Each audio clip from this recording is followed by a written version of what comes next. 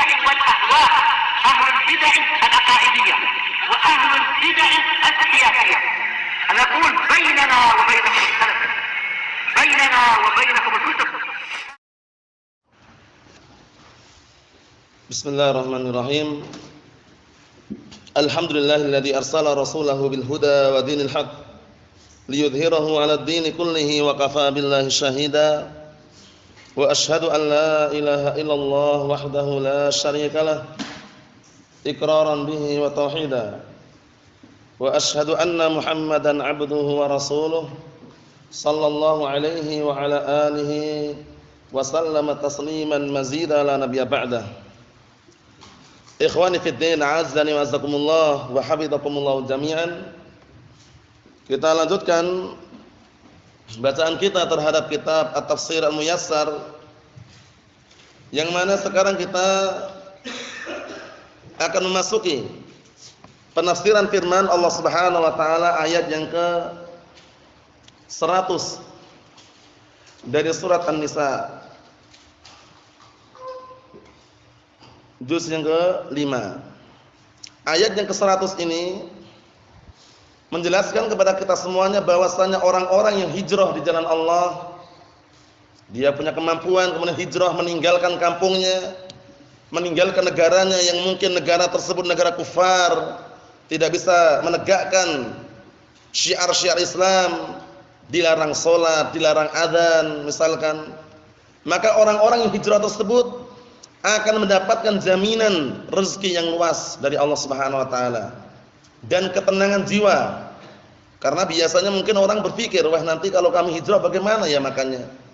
Nanti kalau di sana bagaimana? Enggak perlu khawatir. Selama niatnya tulus ikhlas, mengharapkan dengan perjalanan dia hijrah tersebut wajah Allah dan meniatkan itu adalah ibadah, insyaallah biidznillah semua rezeki, semua ketenangan Allah Subhanahu wa taala berikan kepada orang yang berhijrah tadi. Kita lihat barakallahu fikum, qala Allah taala, Allah Subhanahu wa taala berfirman, "Wa man yuhajir fi sabilillah yajid fil ardi muraghaman katsiran was'ah. Wa man yakhruj min baitihi muhajiran ila Allah wa rasulih, thumma yudrikul maut thumma yudrikhul maut faqad waqa'a ajruhu 'ala Allah wa kana Allahu ghafurar rahima." Perhatikan ikhwani fid din, azza wa jazakumullah, pada ayat yang mulia ini, itu ayat yang ke-100 dari surat An-Nisa juz yang ke-5. Allah taala menyatakan, "Wa man yuhajir fi sabilillah," dan barang siapa yang hijrah di jalan Allah. Hijrah itu maknanya adalah secara globalnya al-intiqal min baladil kufri ila baladil Islam. Itu hijrah maknanya. Berpindah dari negeri kekufuran menuju negeri Islam. Contohnya Amerika, Britania, Jerman, Prancis misalkan. Hijrah, pindah ke Yaman, pindah ke Saudi misalkan. Itu termasuk hijrah ya, al-intiqal min baladil kufri ila baladil Islam. Perpindahan, berpindah dari negeri kekufuran menuju negeri Islam. Itu hijrah makna global. Ada juga hijrah yang maknanya rinci. Seperti apa? Al-intiqal minal ma'siyah ila sunnah, wal intiqal minasyirki ila at-tauhid. Itu juga makna hijrah juga. Berpindah dari kemaksiatan menuju ketaatan. Berpindah dari kebid'ahan menuju as-sunnah. Berpindah dari kesyirikan menuju at-tauhid. Itu juga hijrah. Nah, barakallahu fikum. Contohnya dulu kita atau antum atau di antara kita dulunya mungkin suka berbuat kemaksiatan. Suka makan harta haram, akhirnya dia tinggalkan, hijrah dia, ya enggak? Hijrah, berpindah dari memakan harta yang haram menuju memakan harta yang halal. Itu hijrah juga. Paham ya? Jadi hijrah itu maknanya, nah barakallahu fikum, kalau dirinci sangat luas. Paham ya?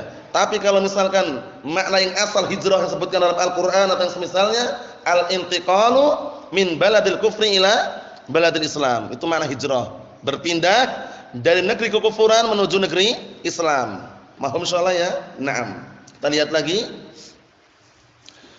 Barang siapa yang hijrah di jalan Allah, yajid fil ardi, niscaya dia akan menjumpai di muka bumi ini muraghaman katsiran wasa'ah, yaitu kebahagiaan, rasa senang dan luas rezeki serta luas pemberian Allah Subhanahu wa taala. Dia akan mendapatkannya.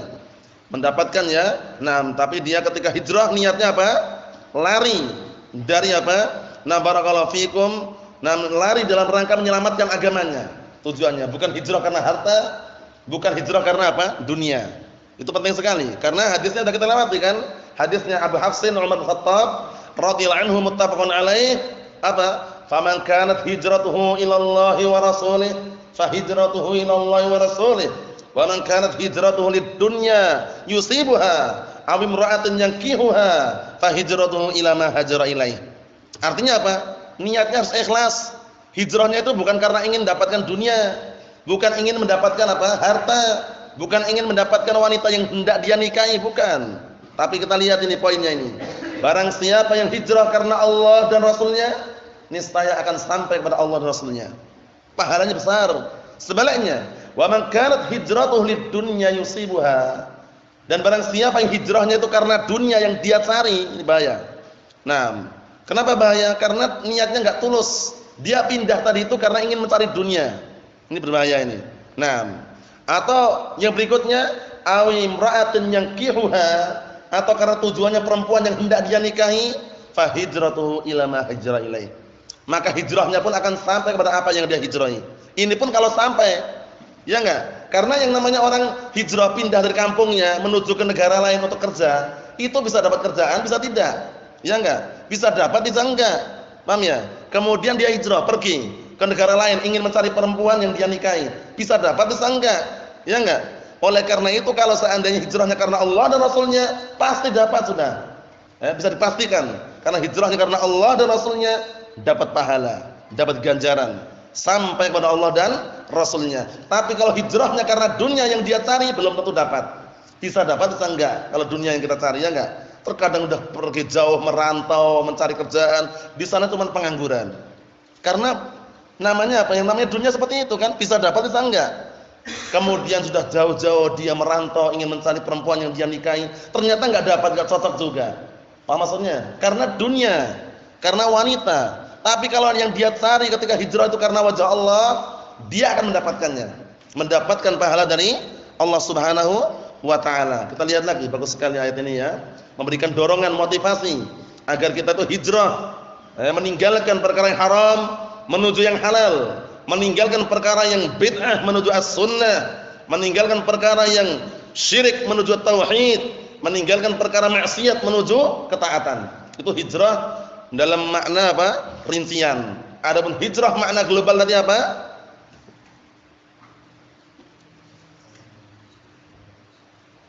Ayo al-intiqalu min baladil kufri ila baladil Islam. Berpindah dari negara kufar menuju negara barakallahu fikum yang di situ barakallahu fikum beragama Islam. Naam. Ikhwani fi din azza wa jalla, kita lihat lagi. Wa man yakhruj min baitihi, dan barang siapa yang keluar dari rumahnya muhajiran ilallah wa rasulih. Ini perhatikan baik-baik ini. Hijrah menuju Allah dan Rasulnya, bukan dunia, bukan wanita yang dia cari. Benar-benar murni mengharapkan wajah Allah dan Rasulnya. Kita lihat, summa yudrikhul maut, kemudian ternyata dia barakallahu fikum didahului kematian. Didatangi kematian. Belum sempat dia misalkan menikmati tempat hijrahnya, sudah datang kematian. Tapi niatnya kan sudah ada. Niatnya sudah tulus. Innamal amalu binniyat. Semua amalan tergantung dengan niatnya. Barakallahu fikum. Faqad waqa'a ajruhu 'ala Allah, masyaallah. Maka sungguh pahala orang tersebut sudah Allah Ta'ala catat. Ditetapkan oleh Allah Subhanahu wa taala. Dia ingin hijrah, ingin berangkat, sampai di tengah perjalanan meninggal dunia. Ya kan? Karena kematian itu sesuatu yang tidak bisa diprediksikan oleh manusia. Datang tiba-tiba, enggak minta izin, "Afan, antum besok mati." Ya enggak ada. Paham ya? Tiba-tiba langsung begitu datang sudah orang meninggal dunia. Fa idza jaa ajaluhum la yastakhiruna sa'atan wa la yastaqdimun. Kalau sudah datang ajalnya, enggak ada seorang pun yang bisa menunda atau menyegerakan. Pasti mati. Barakallahu fikum. Sebagaimana firman Allah Subhanahu wa taala, "Wa ja'at sakratul maut bil haqq." Dan sungguh telah datang sakratul maut dengan benar adanya. Paham ya? Semuanya. Semuanya akan mengalami kematian. Mau lari tidak bisa. Qul innal mautal ladzi tafirruna minhu fa innahu mulaqikum. Coba bayangkan, katakanlah kematian yang dulu kalian akan lari, justru kematian itu menghampiri kalian. Semakin kita lari, semakin kematian itu dekat. Karena mau kemana coba? Mau sembunyi di bawah kolong jembatan? Enggak bisa. Sembunyi di dalam istana yang megah? Enggak mempan. Kematian pasti akan menghampirinya dengan seizin Allah Subhanahu wa taala. Naam.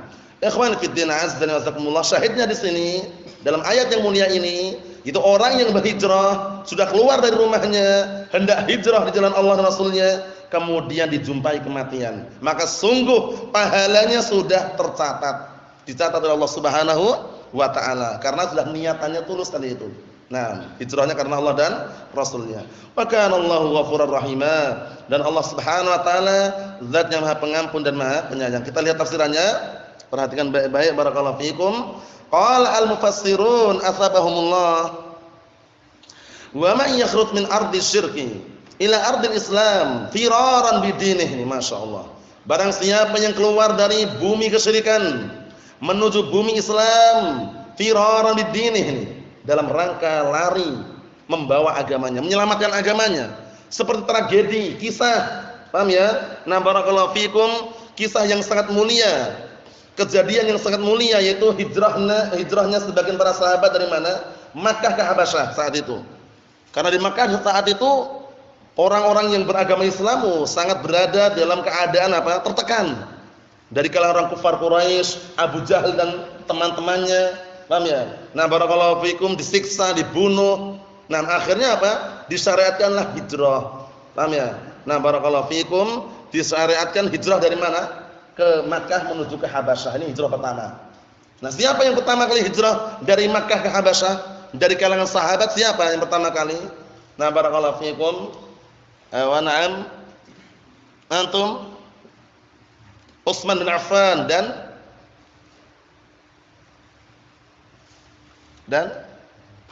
Fatimah. Ruqayyah, istrinya. Paham ya? Utsman bin Affan dan Ruqayyah bintu Rasulullah sallallahu alaihi wasallam berdua pertama kali hijrah dari Makkah ke Habasyah, firaran bidini, dalam keadaan lari membawa agamanya, menyelamatkan agamanya, hijrah. Nah, barakallahu fikum, akhirnya apa? Setelah itu para sahabat sebagian menyusul ke sana.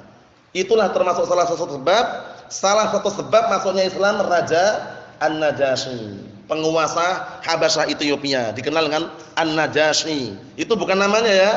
An-Najasyi bukan namanya. Itu sebutan bagi penguasa yang ada di Habasyah Ethiopia, dikenal dengan Najasyi. Adapun namanya antum Ashamah. Namanya Ashamah. Raja Najasyi namanya Ashamah. Nah, barakallahu fikum. Karena memang nah, barakallahu fikum hafizakumullah, ujiannya sangat berat saat di Mekah saat itu ya, orang-orang yang masuk Islam. Nah, barakallahu fikum, ditekan, ada yang dibunuh, disiksa. Intinya seperti itu. Allah musta'an. Ikhwani fid din azza wa jalla, kita lihat di sini.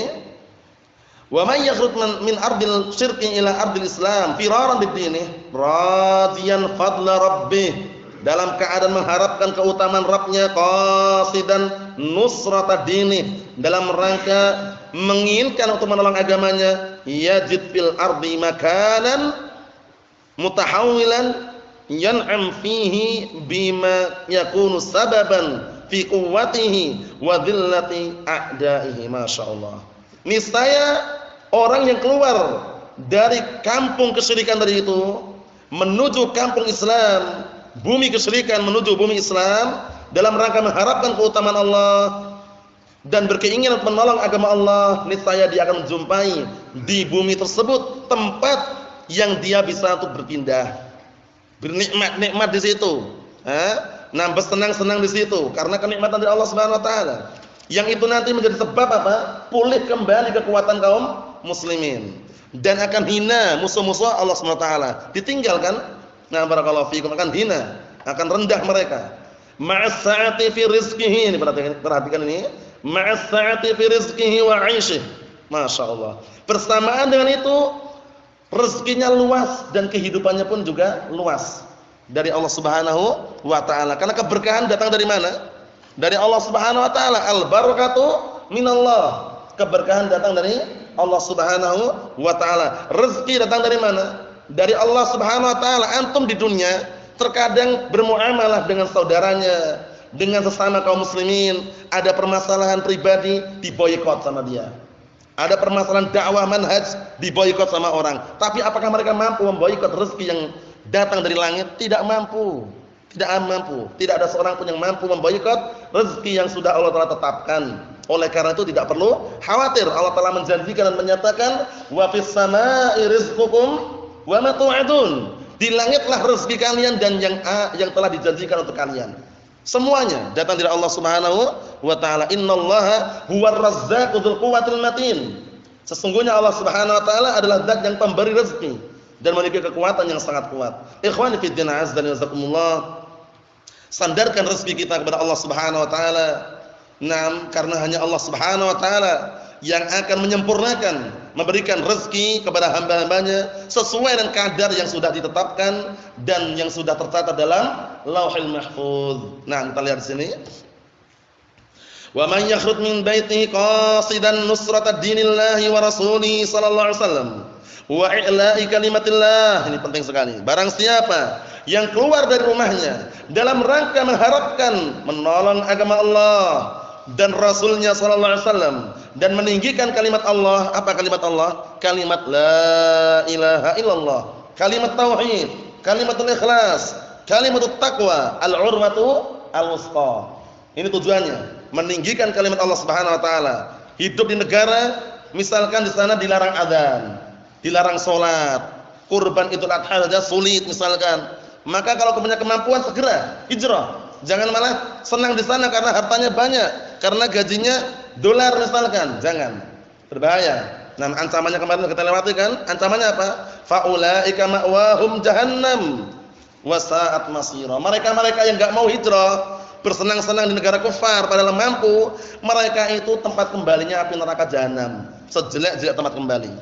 Sebagian orang gitu, pencari dunia, mana ada mereka mau pergi meninggalkan negara kufar. Justru dia senang di sana karena apa?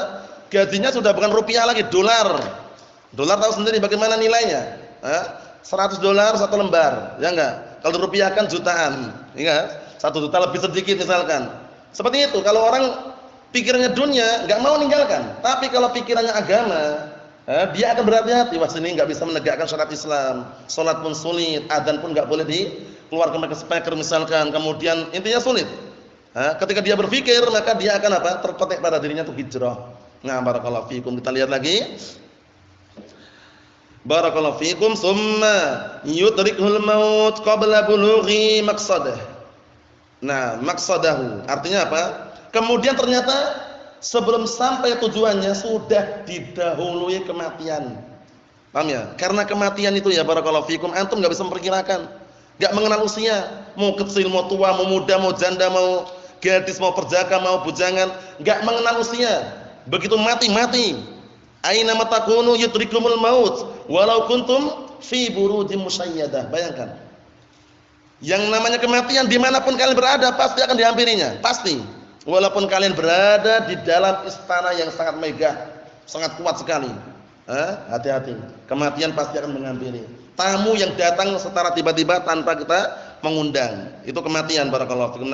Sirrullahi jalla wa ala, rahasia Allah Subhanahu wa ta'ala. Na'am barakallahu fikum. Allahumma musta'an. Kita lihat sini. Faqad sabata lahu jazaa' amalihi 'ala Allah. Sungguh dalam keadaan dia berhijrah tadi walaupun belum sampai didahului kematian, maka Allah Subhanahu wa ta'ala telah menetapkan padanya balasan atas amalannya. Bayangkan, dibalas. Sudah dapat balasan pahala dari Allah Subhanahu wa taala. Fadlan minhu wa ihsana. Sebagai bentuk karunia dari Allah Subhanahu wa taala dan kebaikan Allah Subhanahu wa taala. Ikhwani fid din, azza wa jazakumullah. Inilah barakallahu fikum keutamaan orang-orang yang hijrah meninggalkan barakallahu fikum negara kufar menuju negara kaum muslimin. Naam, manfaatnya banyak sekali. Manfaatnya banyak sekali. Wa kana Allahu ghafurar rahima bi ibadihi. Maka Allah Subhanahu wa taala sungguh zat yang Maha Pengampun dan menyayangi hamba-hambanya. Berikutnya barakallahu fikum ayat yang ke-101, sambungannya juga ya. Barakallahu fikum seputar disyariatkannya untuk kita mengqashar salatnya ketika safar, diringkas yang 4 rakaat jadi 2 rakaat, yang 3 rakaat tetap 3 rakaat. Kemudian juga jamak menjamak, jamak takdim, jamak takhir. Paham ya? Rinciannya semuanya dalam As-Sunnah, cuma di sini nanti disebutkan masalah qasrnya. Kita lihat. Qala Allah Ta'ala berfirman, ayat yang ke-101 dari surat An-Nisa juz yang kelima, wa idza darabtum fil ardi falaysa 'alaikum junahun. Ingat-ingat darabtum dari kata daraba yadribu, artinya bukan memukul. Terkadang memukul, terkadang perkalian. Wahid darb wahid itu artinya satu kali satu. Paham ya? Terkadang barakallahu fikum, darab itu maknanya permisalan, daraballahu mathalan. Paham ya? Jadi jangan bayangannya itu durusul lugah terus ya. Kalau durusul jelas satu kan darabanya diribu memukul. Ya enggak? Tapi nanti kalau udah naik tinggi itu daraba itu artinya kadang memukul, kadang perkalian, kadang permisalan, kadang perjalanan safar. Jadi antum ngartikannya jangan apabila kalian memukul bumi gitu. Memukul bumi mana memukul bumi? Enggak memukul ini ya. Kita lihat. Wa idza darabtum fil ardi falaysa 'alaikum junahun an taksuru minas salati in khiftum ayyaftinakumul ladzina kafaru innal kafirina kanu lakum aduwwan mubina. Ayat yang mulia ini Allah Subhanahu wa taala menyatakan, barakallahu fikum, disebutkan di sini, wa idza darabtum fil ardi, apabila kalian melakukan perjalanan di muka bumi, safar maksudnya. Perjalanan safar. Jadi daraba terkadang artinya memukul, terkadang artinya safar, terkadang artinya memberikan permisalan. Wa daraballahu mathalan. Ngartikannya jangan Allah Taala memukul permisalan, bukan, memberikan permisalan. Paham ya? Barakallahu fikum. Kita lihat lagi. Apabila kalian melakukan perjalanan safar di muka bumi ini, falaisa 'alaikum junahun, enggak ada dosa bagi kalian an taksuru minas salat, untuk mengqasar salatnya. Ingat ya, mengqasar salatnya. Syariat ini barakallahu fikum hafizakumullah, dahulunya Rasulullah sebelum hijrah dari Makkah ke Madinah, barakallahu fikum, senantiasa mengerjakan salat lima waktu. Yang ruba'iyah diqasar. Yang ruba'iyah diqasar, jadi 2 rakaat. Setelah beliau melakukan hijrah dari Makkah ke Madinah, barulah dilaksanakan dengan itmam, yang 4 tetap 4. Barakallahu fikum, seperti itu. Qasar itu meringkas salatnya. Yang 4 jadi berapa rakaat? 2 rakaat. Yang 3 rakaat jadi berapa? Yang 3 rakaat jadi berapa? 2 rakaat. Masya Allah, ringan sekali. Paham ya? Yang 4 rakaat jadi berapa rakaat? 2. Yang 3 rakaat? Antum? Yang 3 rakaat jadi berapa kalau diqasar?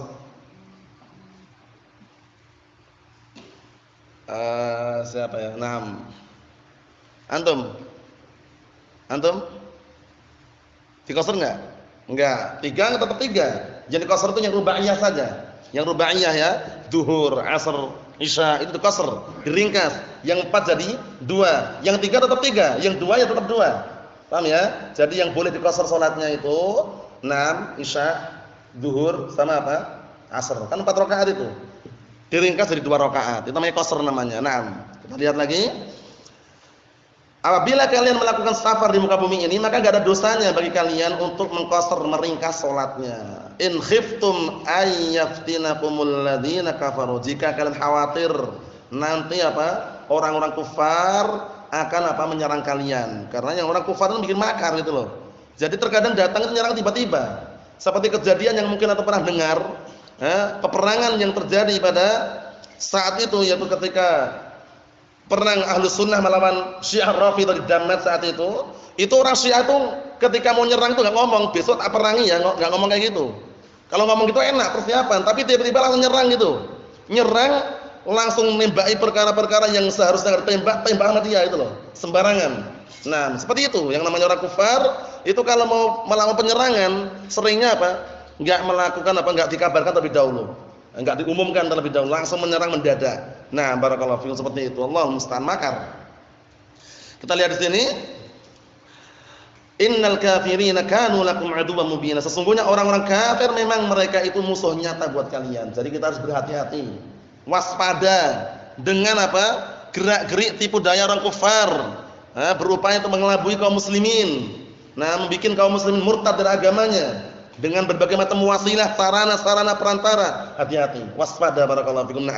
Karena orang-orang kufar tidak akan pernah ridha dengan orang-orang muslimin.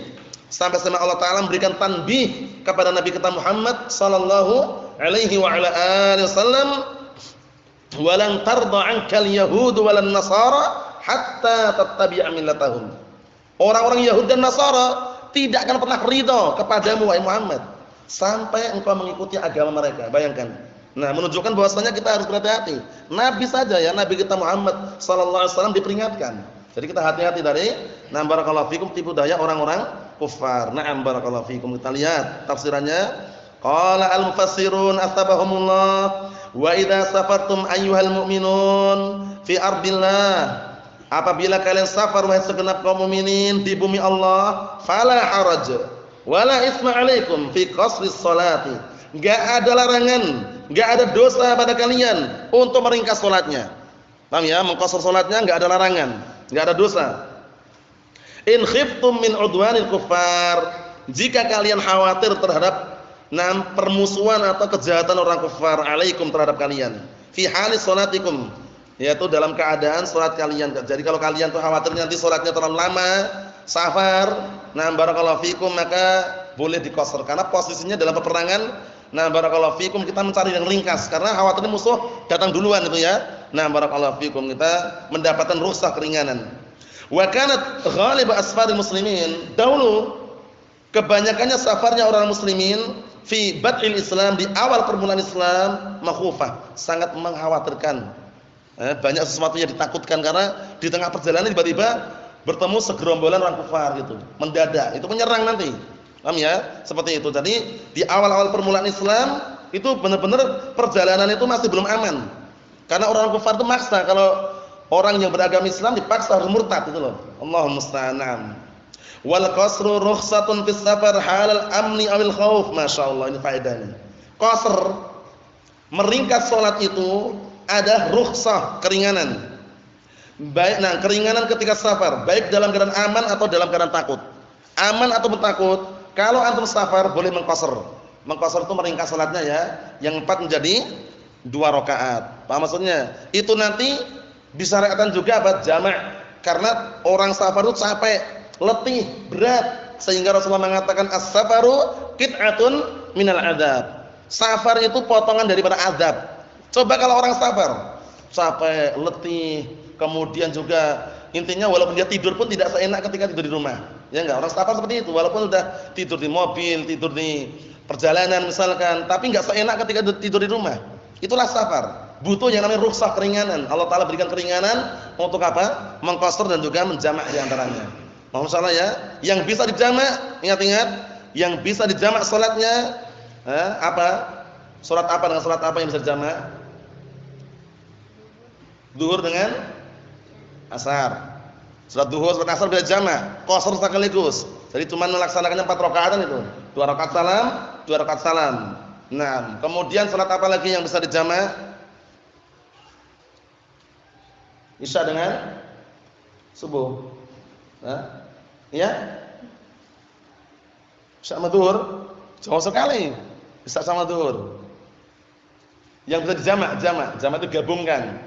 Waktunya misalkan salat Isya dilaksanakan pada salat maghrib, waktu maghrib, atau salat maghrib dilaksanakan pada waktu Isya, jamak. Apa lagi? Maghrib dengan Isya. Jangan duhur, jauh. Maghrib dengan Isya bisa dijamak. Jamak takdim maupun jamak takhir. Jamak takdim itu antum menggabungkan salat yang seharusnya diakhirkan diawalkan. Kalau jamak takhir seharusnya antum salatnya di awal, antum akhirkan. Paham ya, jamak takhir namanya? Paham belum? Bukan jamak taksir lain lagi itu. Jangan bingung jamak mudzakkar salim muannats salim ini sudah jamak lagi. Lain itu, pembahasan nahwu lain. Jamak mudzakkar salim muannats salim taksir lain. Ini jamak takdim, jamak takhir. Enggak usah bingung ya. Jamak takdim itu menggabungkan salat di awal waktu. Namanya salat yang seharusnya diakhirkan diawalkan, jamak takdim namanya. Kalau seharusnya salat itu di awal malah antum akhirkan, jamak apa namanya? Takhir, bukan taksir ya, takhir. Nah, barakallahu fikum, seperti itu. Boleh enggak menjamak antara subuh dengan Isya? Boleh enggak? Jadi Isya itu wah ini karena waktunya enggak nyandak nih. Subuh sekalian tak jamak itu. Boleh enggak? Safar ini sembarangan. Boleh enggak kira-kira? Boleh kan? Enggak boleh. Enggak boleh ya, enggak boleh.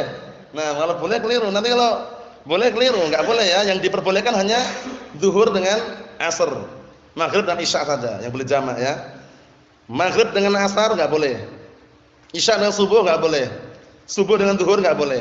Paham ya? Yang boleh dua tadi itu. Maghrib dengan isya boleh enggak? Boleh. Boleh. Ayo. Kemudian apa? Zuhur dengan asar boleh enggak? Ayo boleh. Nah, kalau maghrib jadi berapa rakaat kalau dikasar? Tetap 3, enggak berubah. Nah, seperti itu. Ikhwani fid din azza wa jalla, kita lihat lagi dikit lagi kata beliau. Jadi qasar ini keringanan dalam safar, baik dalam keadaan aman maupun dalam keadaan takut. Innal kafirina mujahiruna lakum bi'adawatihim fahdharuhum. Sesungguhnya orang-orang kafir mereka itu terang-terangan memusuhi kalian, permusuhan mereka terang-terangan. Fahdharuhum. Hati-hatilah kalian dengan mereka. Karena orang-orang kafir itu punya makar. Oleh karena itu apa hadisnya kemarin itu hadisnya Abdullah bin Abi Aufa radhiyallahu anhu, kita enggak boleh mengharapkan berjumpa dengan musuh, itu enggak boleh. Tapi kalau sudah berjumpa sabar, hadapi. Rasulullah mengatakan la tatamannau liqa'al adu wasallallaha lakumul afiyah. Kemudian apa berikutnya? Fa in laqitumuhum fasbiru wa'lamu annal jannata tahta dhilalis suyuf. Artinya apa? Jangan kalian berangan-angan untuk ketemu musuh, tapi mintalah keselamatan dari Allah Subhanahu wa taala untuk kalian. Fa idza laqitumuhum, namun jika kalian jumpa mereka, jumpa musuh tadi itu, fasbiru, sabarlah. Sabar menghadapi mereka. Naam. Wa'lamu, dan ketahuilah annal jannata tahta dhilalis suyuf. Tahta dhilali as-suyuf. Ketahuilah bahwasanya surga di bawah kilatan pedang tadi itu. Maksudnya kalau sudah bertemu dengan musuh, ini dalam peperangan ini ya sabar, hadapi semampunya. Nah, barakallahu fikum. Karena peperangan itu apa kemarin? Melahirkan dua perkara, imma pertolongan, imma syahadah, mati syahid. Syahid aja. Menang ditolong, dapat pertolongan, meninggal mati syahid. Nah, barakallahu fikum. Insyaallah taala yang berikutnya pada pertemuan yang akan datang, yang berikut ini nanti seputar salat khauf. Bagaimana salat khauf dilaksanakan, tata caranya bagaimana, karena di dalam hadis itu berbeda-beda lafadznya dan juga berbeda-beda kaifiyah tata caranya, tapi dalam ayat ini disebutkan tata cara kaifiyah yang paling ringkas untuk dilaksanakan salat khauf. Nasallahu alaihi wasallam fid dunya wal akhirah walhamdulillahirabbil alamin.